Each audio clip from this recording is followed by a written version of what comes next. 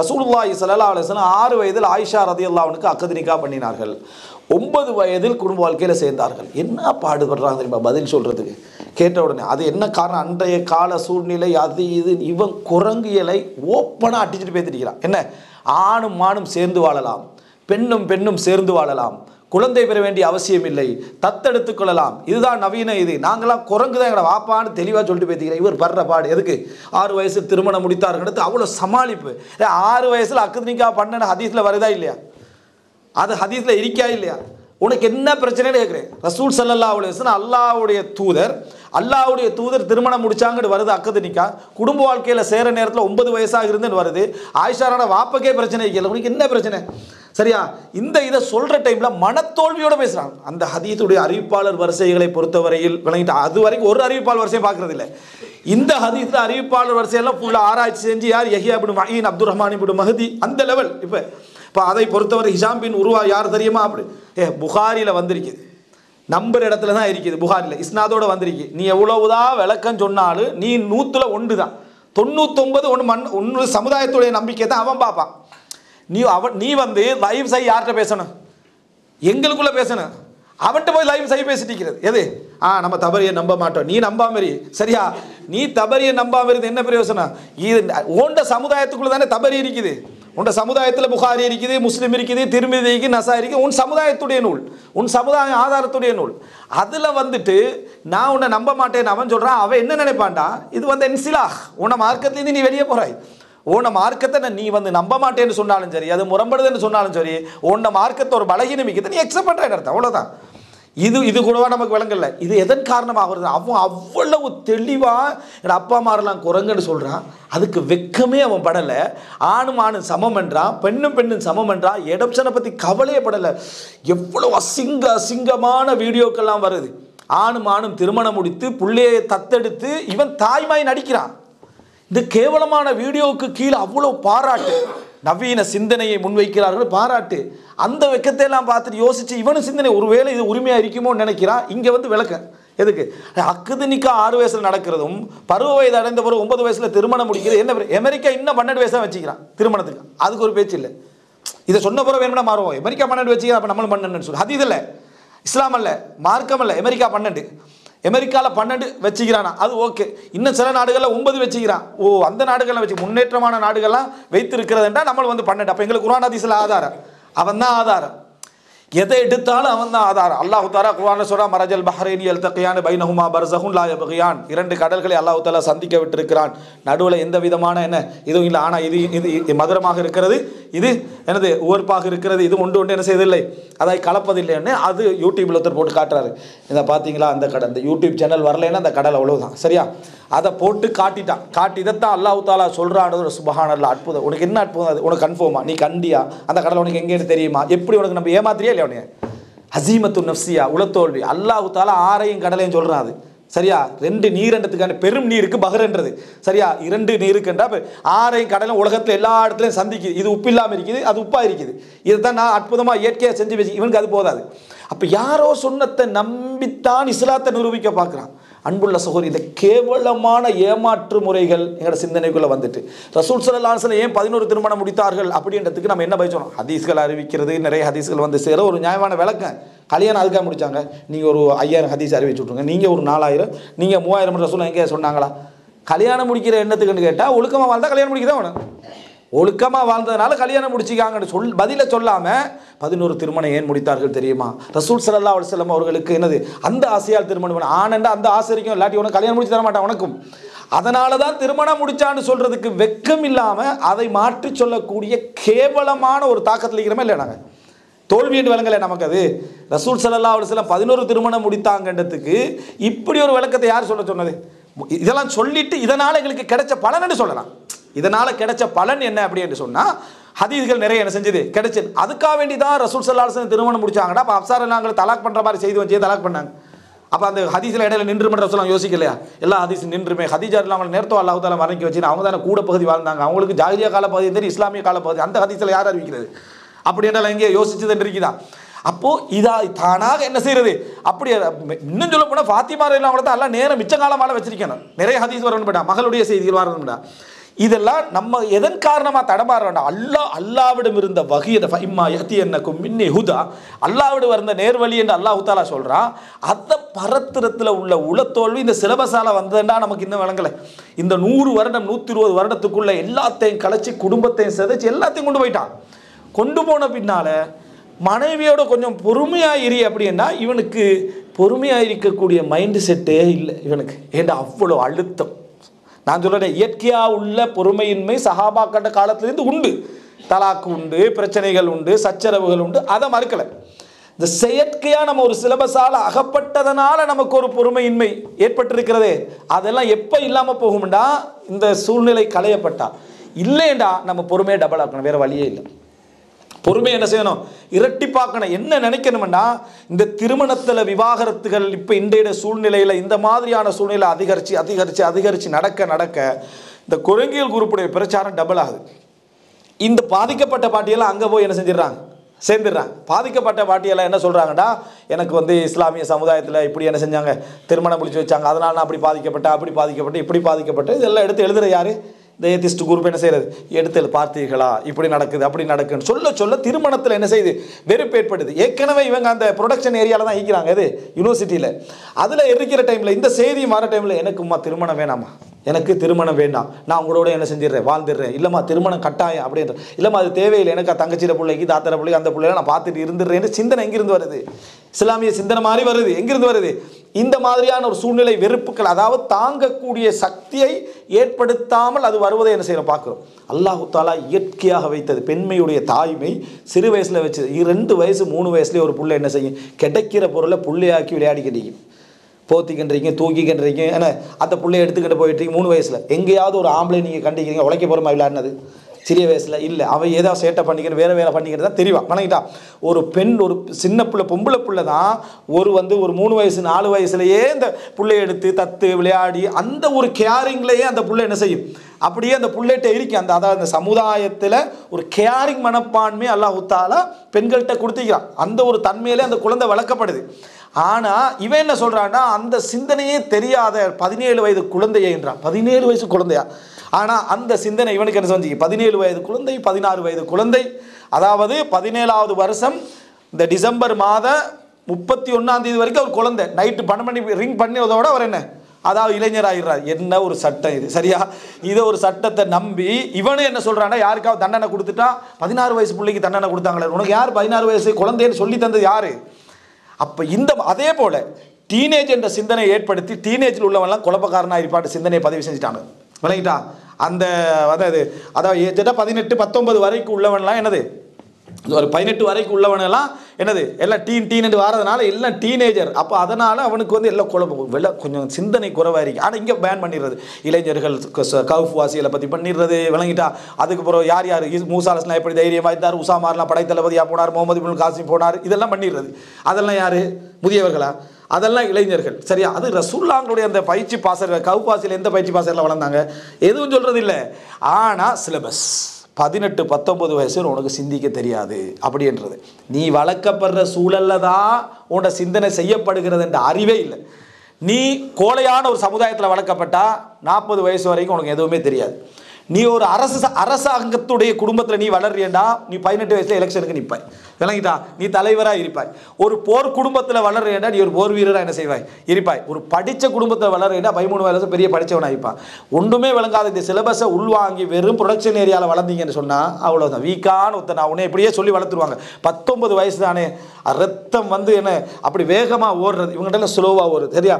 அப்போ ஓடுற நரம்பு அப்படி எங்கேயாவது நீங்கள் காட்டுங்க, ரத்தம் இளம் வயசில் வேகமாக ஓடுது விளங்கிட்டா, புதிய வயசில் ஸ்லோவாக ஓடுது எங்கேயா வச்சுக்கிறேன், ஒரே வயசில் தான் ஓடுது, ஒழுங்காக ஓடுதா இல்லையான்னு தான் பார்க்கணும்.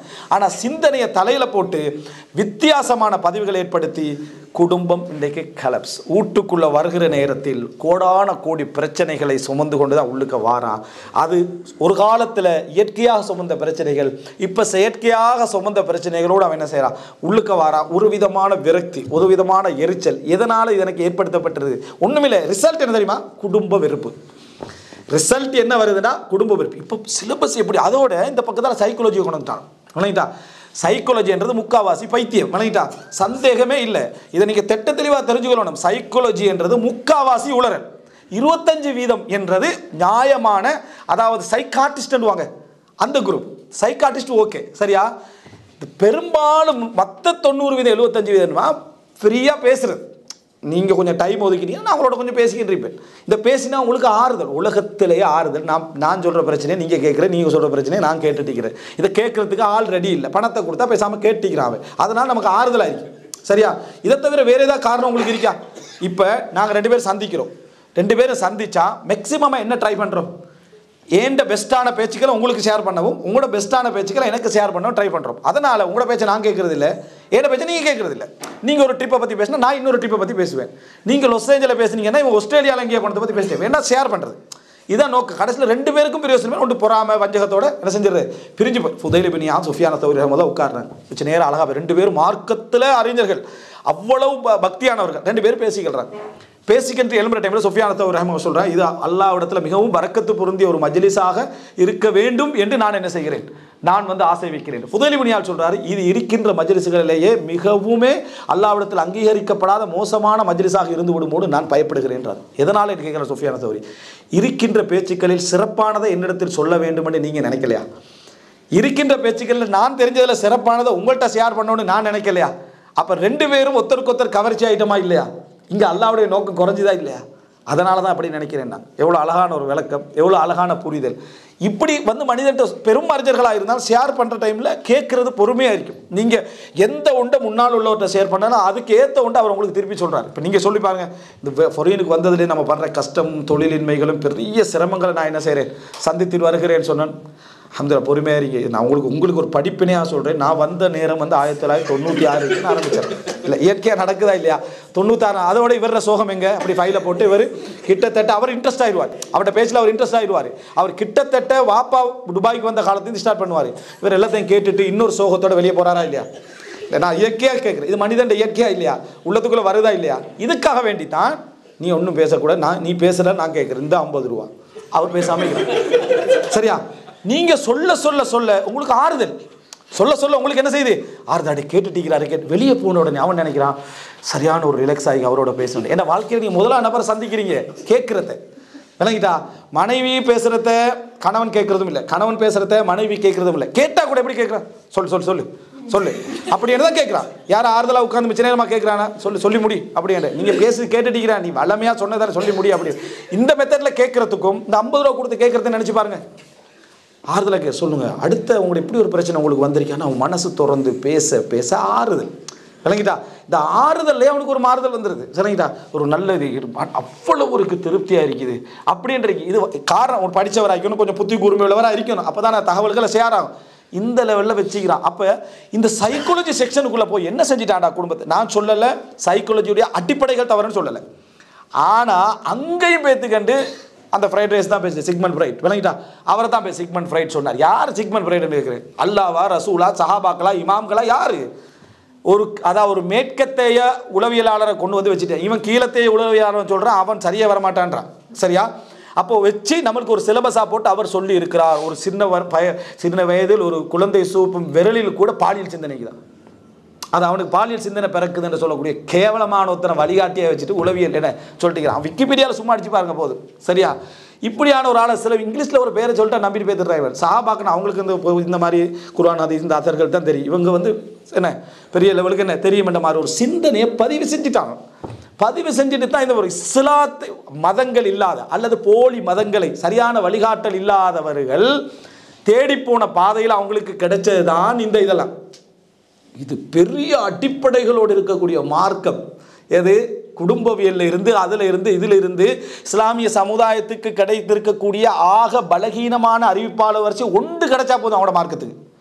100 வேணா 1000 வேணா, பலகீனமான அறிவிப்பாளர் வரிசைக்கு சகியானது வேணா, ஒரு அறிவிப்பாளர் வரிசையில் அவங்களுக்கு தகவல் வந்தால் போதும் கொண்டாடி இருப்பாங்க. நம்ம 5 லட்சம் அறிவிப்பாளர் வரிசையிற செய்திகளை பாடமாக்கி இஸ்னாதோடு உள்ள ஒரு சமுதாயம், அறிவுள்ள அடிப்படையை வச்சுட்டு ஒரு சமுதாயத்தை ஒன்றைக்கிற பெருமதி இல்லை, ஒன்னட்டைக்கிறது பெருமதி இல்லை, ஒன்னட்டைக்கிற பெருமதி இல்லைன்னு சொல்லி சொல்லி சொல்லி சொல்லி நம்ப வைக்கிறான். இவன் நம்புறான்.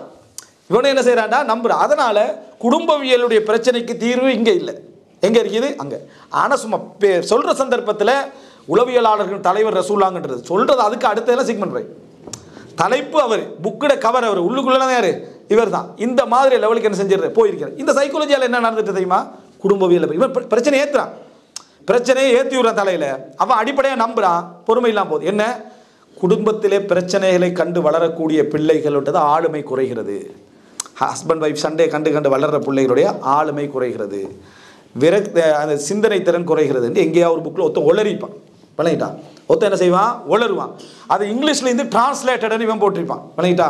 அந்த ஒரு ஆய்வாளர் ஜோசப் அப்படின்னு போட்டு பிஎஸ்டி அது இதில் போட்டு இங்கிலீஷ் எழுத்தெல்லாம் ஃபுல்லாக போட்ட உடனே இவன் என்ன நினைக்கிறான்டா, நான் சொல்லலை பெரிய ஆய்வாளரத்தோடு ஒரு கருத்தை வச்சா புறக்கணிக்கும்னு சொல்லலை, நீ இஸ்லாத்தில் இருக்கிறதை விட அதை ஒரு இஸ்திபுதால் பண்ணுற அளவுக்கு என்ன இருக்குது? தௌராத்தை கொண்டு வந்து உமர் ரலியல்லாஹு அன்ஹு அவர்கள் வாசிக்கிற டைமில் மூசா அலைஹிஸ்ஸலாமுக்கான மூசா ஹையன் மாவாசியோ இல்லை எத்தபியானி, மூசா அலைஹிஸ்ஸலாம் உயிரோடு இருந்தால் கூட அவர் என்ன தான் பின்பற்றிக்கணும், அதை வாசிக்காதீங்கன்றாங்க ரசூல் ஸல்லல்லாஹு அலைஹி வஸல்லம்.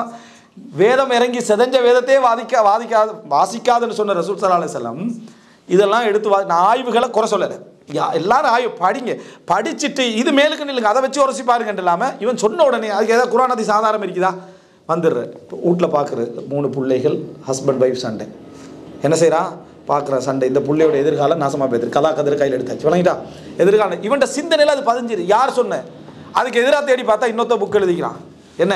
இந்த மாதிரியான மிதமான பிரச்சனைகளை, அதிகமான இல்லை மிதமான பிரச்சனைகளை கண்டு வளரக்கூடிய பிள்ளைகள் தான் ஆளுமையில் அபிவிருத்தி அடைந்தவராகிறான். இன்னொருத்த புத்தகம் எழுதிக்கிறான். அவன் அவன்கிட்ட கற்பனை என்ன செஞ்சுக்கிறான்? அவன் பிள்ளை நல்லா வந்திக்கும். சரியா? அவன் ஒரு புக் எழுதி விட்டான். சரியா? இப்போ அதை பார்த்துட்டு மாற்று 2 விதமான கருத்துக்கள் மேற்கத்திய உலகத்தில் நிலவுகின்ற 2 அங்கே தான் நிலவுது. எது? சரியும் அங்கே தான் நிலவுது, பிழையும் அங்கே தான் நிலவுது. அன்புள்ள சகோதரர்களே, இது ஒரு சப்ஜெக்டானு கேட்குறேன். கணவனுக்கும் மனைவிக்கும் உள்ள பிரைவேசியை இஸ்லாம் சொல்லுது. கொஞ்சம் சண்டைகள் கொஞ்சம் பிள்ளைகளுக்கு தெரியணும். ஏன் தெரியுமா? நீங்கள் அடுத்த ஜென்ரேஷனில் நம்ம வாப்பா அம்மா கொஞ்சம் பிரச்சனை இஞ்சி தாண்டி தெரிகிற பிள்ளைகளாக இருக்கணும். ரசூல்லாங்கிற சண்டையெல்லாம் புகார் எழுதி வச்சுக்கிறான். விளங்கிட்டா? ரசூல் ஸல்லல்லாஹு இப்படி சண்டை பிடித்தார், 1 மாதம் கோவிச்சிருந்தாங்க, அந்த மனைவி அப்படி பேசலை, இந்த மனைவி அப்படி பேசலை, இந்த மாதிரி இருந்துச்சு, திட்டம் போட்டாங்க, அப்சார்லாம் இப்படி செஞ்சாங்க, தேனில் பிரச்சனை வந்துச்சு, எல்லாம் எழுதி வச்சுக்கிறான். சிக்மன் பிரைட் வாழ்க்கையில் ஒரு பிரச்சனை இல்லை. விளங்கிட்டா? இந்த புக்கில் எழுதின வந்த வாழ்க்கையில் ஒரு பிரச்சனை இல்லை. சரியா? ஏன்னா அவன் கல்யாணமே முடிக்கலே. சரியா? அதனால ஒரு பிரச்சனையே இல்லை இந்த குரூப்பு. சரியா? இவர் ரசூலாங்கட வாழ்க்கையில் பிரச்சனைகள் பல மடங்கு இருக்குது. அதை பார்த்துட்டு ஒரு புள்ள வளர்ந்தா அடுத்த வரக்கூடிய மருமகனிக்கிறாரே அவர் 2 வார்த்தை ஏசினாலும் குடும்பம்டா இப்படி ஏசத்தான் செய்வான்னு விளங்குவோம். இல்லாமல் வளர்ந்த புள்ள எப்படி தெரியுமா? சின்ன வார்த்தை ஏசின உடனே பொலண்டு அழுது தலாக்கில் வைத்து முடிஞ்சிருது. விளங்கிட்டா? என்ன பாப்பாவும் என்ன சொல்றாரு? என் புள்ளைய வந்து நான் இவர் சிக்மன் பிரைட்டா தான் வளர்ந்துக்கிறார். சரியா? இவர் என்ன சொல்றாருடா? என் பிள்ளைக்கு நான் ஒரு கீறல் விழாம நான் வளர்த்திக்கிறேன். இனி எப்படி குடும்ப வாழ்க்கை போகும்? குடும்ப வாழ்க்கை போகாது. ஒரு கீறல் விழாம இவர் வளர்த்திக்கிறாரு. கணவர் 2 வார்த்தை ஏசின உடனேயே அது ஒரு பிரச்சனை. அது அந்த காலம் வேறு. இந்த காலம் என்ன சொல்றாங்கடா? இந்த சென்சிட்டிவான காலமாக இது இவங்களாம் ஒன்று உருவாக்கி விட்டு வழங்கிட்டா. எல்லாத்திலையும் அவசரமாக உணர்ச்சி வசப்படக்கூடிய ஒரு காலத்தில் நம்ம என்ன செய்கிறோம்? வாழ்ந்து கொண்டு இருக்கிறோம். இப்படிப்பட்ட ஒரு காலகட்டத்தில் நிறைய நம்ம அனுசரித்து என்ன செய்ய போக வேண்டியிருக்குது அப்படின்றது. இதுக்கேற்ற மாதிரி பயானம் அப்படி போயிட்டு எல்லா பயானம் வழங்கிட்டா ஒரு 3/4 பயணம் இந்த லிஸ்ட்டில் தான் போயிட்டு இருக்கு. அது அவங்களுக்கு தெரியாது, சிலபஸ் நம்ம அங்கிருந்து எடுத்தோம்னு தெரியாது. ஆனால் அப்படி போயிட்டு இருக்குது நம்ம பார்க்கணும். அன்புள்ள சகோதரர்களே, இது இப்படி ஒரு பிரச்சனை நீங்கள் பிள்ளை குட்டிங்கடா, இது தலாக்குக்கு வந்தீங்கடா, இதுக்கு ஒரு ஆள் தீர்வு சொல்லிட்டு இருக்கிறார். எப்படி நீங்கள் அப்படி ஏசக்கூடாது, ஏன்னா அவங்க வளர்ந்த சூழ்நிலையை பாருங்கன்னு இவரும் சொல்லிக்கிட்டார். இப்போ எப்படி தலாக் நடக்காமல் இருக்கும்? விளங்கிட்டா? தலாக் நடக்காமல் பொறுமையை தவிர வேற வழி இல்லைன்னு 75% சொல்லி கொடுங்க குடும்பத்துக்கு. குடும்ப உறவுகளில் ஒரு பெரிய டெக்னிக்கலும் இல்லை.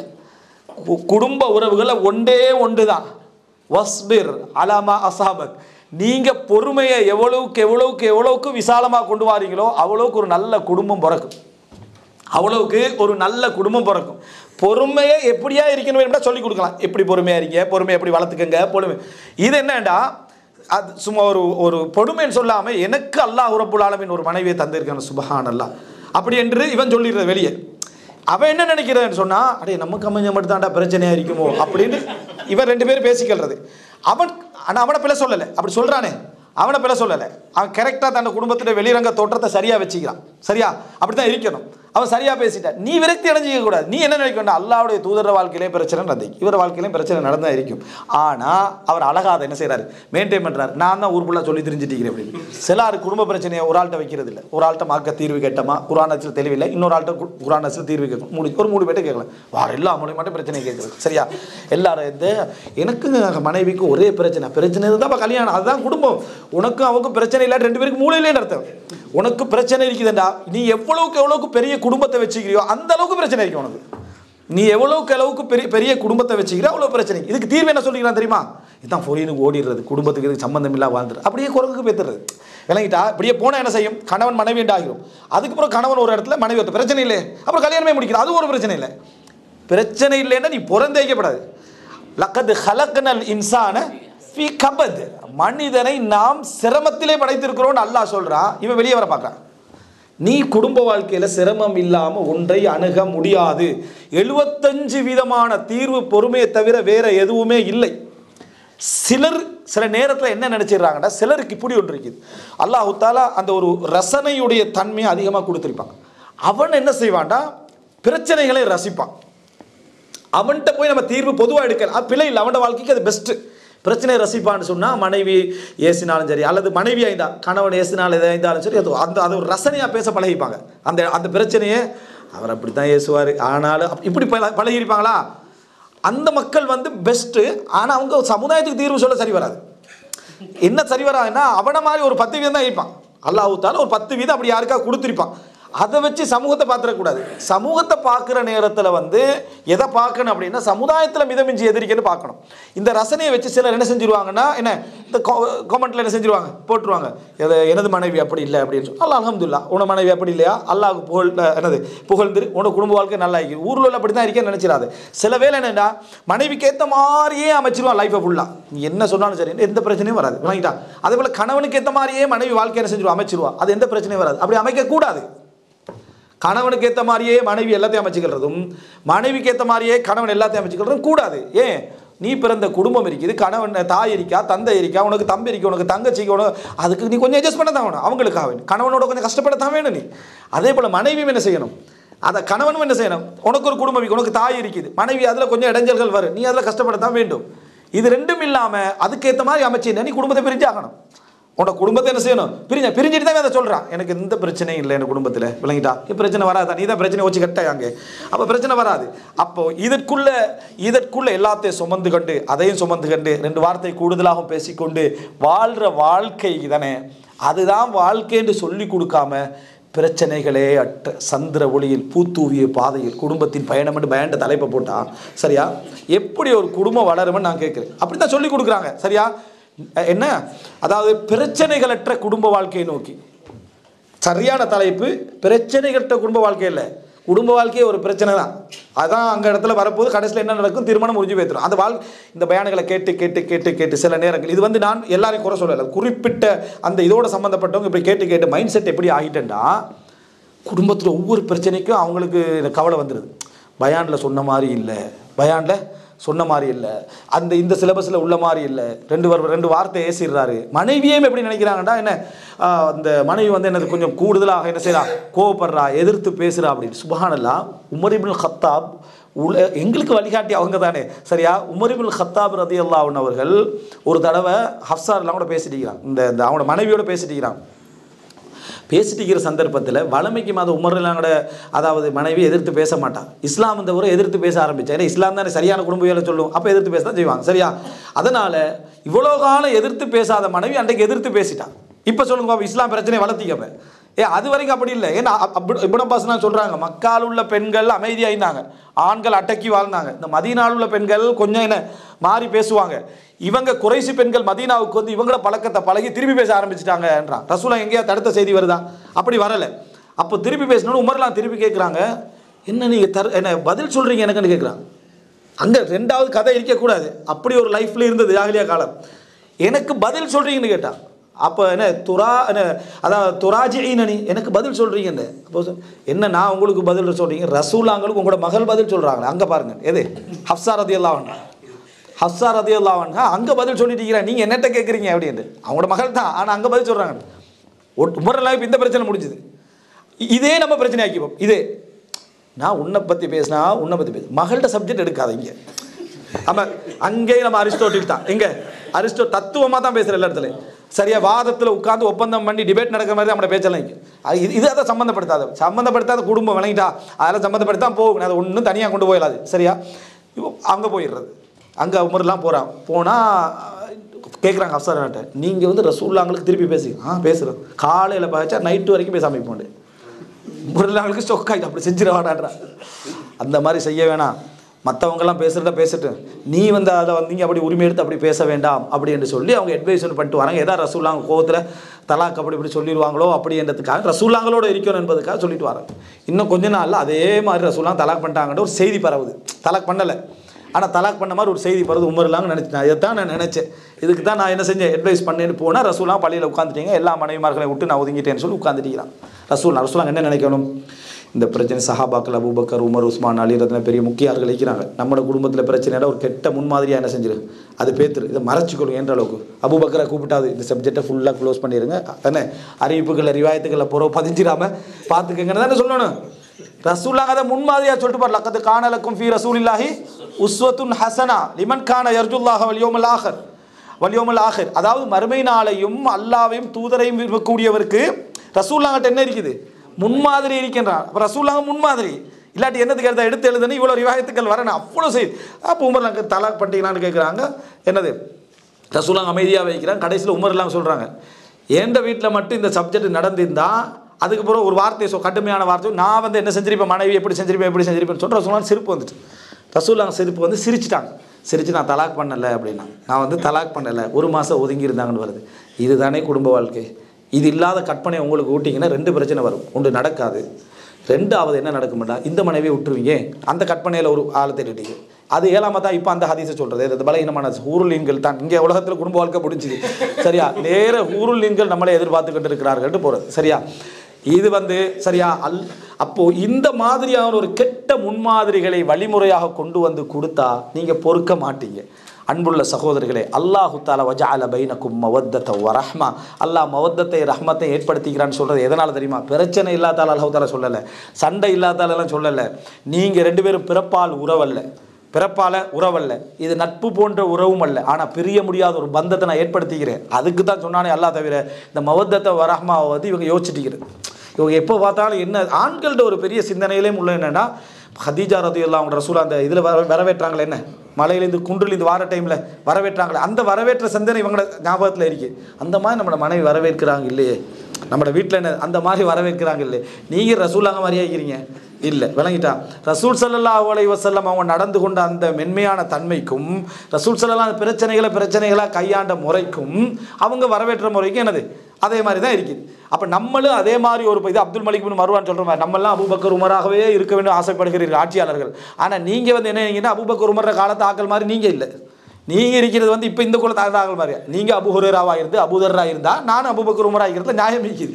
நீ அப்படி இல்லாட்டி நானும் அப்படி தான் இருப்பேன் அப்துல் மலிக் பின் மர்வான் சொல்ல மாதிரி. அது அலி ரலியல்லாஹு அன்ஹு கேட்குறாங்க, ஏன் அபூபக்கர் ரலியல்லாஹு ஆட்சியாளர்கள்லாம் வந்து என்ன நல்ல கட்டுப்பாடாக இருந்தாங்க, உங்களோட ஆட்சி உங்களுக்கு கீழே உள்ள அந்த அபூபக்கர் காலத்தில் உள்ள மக்கள் நல்லா இருந்தாங்க, கட்டுப்பாடாக இருந்தாங்க, உங்களுக்கு கீழே உள்ள மக்கள் கை கட்டுப்பாடு இல்லாமல் இருக்கிறது. அதுக்கு அலி ரலியல்லாஹு பதில் சொன்னாங்க, அதுக்கு காரணம் அபூபக்கர் ரலியல்லாஹு அவங்க கீழே இருந்தவன் நான், எனக்கு கீழே இருக்கிறோம் நீங்கள் என்றார். சரியா, அதுதான் பிரச்சனை காரணம். அந்த கட்டுப்பாடுக்கு அபூபக்கர் கீழே இருந்து என்னை மாதிரி ஆக்கள், எனக்கு கீழே இருக்கிற உங்களை மாதிரி ஆக்கள், எங்கள் கட்டுப்பாடு வரும். அப்போது இந்த ஒரு பேசிக்கான ஒரு சிந்தனை நம்ம புரிஞ்சுக்கணும். அவங்க முன்மாதிரி, ரசூலுல்லாஹ் எங்களுக்கு முன்மாதிரி. ஆனால் முன்மாதிரியில் ஒன் சைடை மட்டும் எடுக்கக்கூடாது. ஒன் சைடை மட்டும் எடுக்காமல் 2 சைடும் என்ன செய்யணும், எடுத்து எல்லா விதமான சிக்கல்களும் பிரச்சனைகள் இப்படி தான் கொண்டு போண்டு பொறுமையை கொண்டு வரணும்டா. நான் இன்றைக்கு சொன்னது 3 செய்தி உங்களுக்கு. ஒன்று, நம்ம குடும்பவியலுக்கு எதிரான பயணத்தில் இருக்கிறோம். இது அடிப்படையாக பதிஞ்சுக்கணும், நமக்கு புரியுறது கஷ்டமாக கூட இருக்கிறோம். குடும்பவியலுக்கு எதிரான பயணம் இப்போ இப்படி தான் இருக்குது, இப்போ கிட்டதான் ரோடு இருக்குது, கொஞ்சம் காலத்தில் இப்படி வந்துடும். சரியா, இது வந்தே ஆகும், இந்த சமுதாயத்தில் வந்தே ஆகும், சந்தேகமே இல்லை. ஏன்னா இது ஆட்சி ரீதியான மாற்றங்கள் இதான், அது இந்த லெவலில் வந்தே ஆகும், சந்தேகமே இல்லை. ஊரில் நீங்கள் எதிர்பாருங்க, இன்னும் ஒரு 10 வருஷம் கூட நான் மிச்சம் நினைக்கிறேன். ஒரு 10 வருஷம் கூட உங்களோட ஸ்கூல்களில் இந்த சிலபஸ் வருவதற்கு மிச்சம் அதிகம் அப்படின்னு நினைக்கிறேன். ஏன்னா குரங்கு சிலபஸே இவ்வளோ அழகாக போட்டானுங்க. எது டார்வின் தான் வந்து, அப்போ மற்றது வரது பெரிய விஷயம் இல்லை. 2வது குடும்பவியலுக்கான தூரம். 2வது இந்த இதிலிருந்து அதாவது தயாரிக்கப்பட்ட ஒரு ஃபார்மேட் தான் நம்மகிட்ட வந்து சேர்ந்து. நம்ம குர்ஆன் ஹதீஸ் எல்லாத்தையும் படித்தாலும் கவரெல்லாம் என்ன இஸ்லாத்தை கவரை போட்டுக்கிட்டு சிலபஸ் எல்லாம் எது அதை போட்டுக்கிட்டு தான் கொண்டு போகிறோம். இஸ்லாமிய புக்கு அதில் சந்தேகம் இல்லை, சிலபஸ் எல்லாம் அதுதான். முதலாவது இப்போ பாடசாலை, இப்போ இலங்கையிலும் நிறைய முஸ்லீம் பாடசாலை இருக்குது. சலவா சொல்லி அந்த இது கிராத் ஓதி ஆரம்பித்து சலவா சொல்லி முடிச்சிடுறது, உள்ளுக்கு ஒன்றும் இல்லை. சரியா, பிஸ்மில்லா கிராத் சொல்லி ஆரம்பிக்கிறது, செலவா சொல்லி முடிச்சிடுறது. இஸ்லாம் பாடத்தை அவனே கொடுத்திக்கிறான், நீ படிக்கிற அது கடைசி பாடம், அந்த பெல் படுமே அதோட முடிச்சு அந்த பாடம் 15 நிமிஷத்தோடு அது முடிஞ்சு. இதுதான் சிலபஸ். அப்போ இந்த நிலைமையில தான் அவன் இருக்கிறான். அவன் தொழுகிறதுக்கு பள்ளி உள்ளு கட்டிக்க தொழுவேன்னு சந்தர்ப்பம் கொடுத்துக்கிறான். அதில் இப்போ ஸ்கூல் பாடம் நடத்திக்கிறான். ரசூல் ஸல்லல்லாஹு அலைஹி வஸல்லம் இக்ரா பிஸ்மி ரப்பிக்கல் லதீ ஹலக்னு சொன்னாங்கன்னு பள்ளியில் வச்சு ஒருத்தலாம் பாடம் நடத்திக்கிறான். கேட்டால் இக்ரா பிஸ்மி ரப்பிக்கல் லதீ ஹலக்னு என்ன எப்படி சிலபஸ். அப்போ இந்த மாதிரி தான் உலகம் போய்கிட்டு இருக்குது. அதனால் ரெண்டாவது கட்டம் புரிஞ்சுங்க, அதுலேருந்து நிறைய சிலபஸ்கள் நம்ம தலையில் பதிஞ்சிட்டு நான் ஒன்று ரெண்டு தான் உதாரணம் சொன்னேன். நீங்கள் யோசிச்சு பார்த்தீங்கன்னா அவ்வளோ செய்திகள் பதிஞ்சு. இந்த குடும்பத்தில் சண்டை வரக்கூடாது மாதிரி இன்னொன்று சொல்லிக்கிறது குழந்தை வளர்ப்பு மாதிரி. ஏன்னா பிள்ளைகள் என்ன செஞ்சாலும் எதிர்த்து கேட்கக்கூடாதான். அதாவது இப்போ எந்த அளவுக்கு ஆகிட்டான்டா, என் புள்ள அடிக்கடி சண்டை பிடிக்குது, என்ன செய்யறதுன்னு இருக்கிறான். இதெல்லாம் உன்னை ஃபோன் பண்ணி யாரா கேட்க வச்சது, உடைய கேட்குற நிலைமைக்கு யார் உன்னை கொண்டு வந்தது? சரியா, ஏன் புள்ள அடிக்கடி சண்டை பிடிக்கி இதுக்கு என்ன செய்யறதுன்னு கேட்குறான். ஹைப்பர் ஆக்டிவ்ல முதல் ஸ்டேஜ் என்ற அவன்.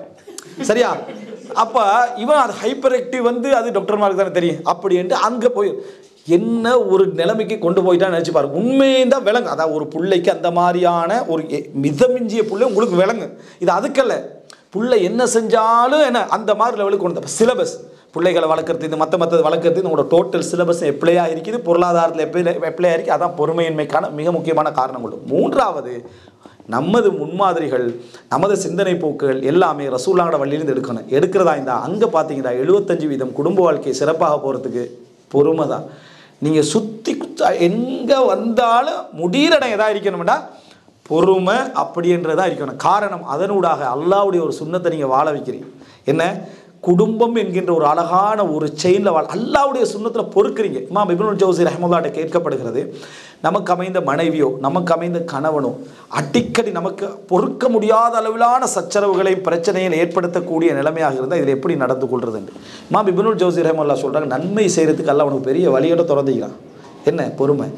நீ சோதனைகள் பிரச்சனைகளில் கஷ்டப்பட்டா, நீ பொறுத்தா, அதுவும் அல்லாஹ்வுடைய ஃபித்ரத்தில் நீ பொறுத்தியண்டா, அந்த ஃபித்ரத்தை நீ செஞ்சியண்டா இவ்வளோ பெரிய கூலி.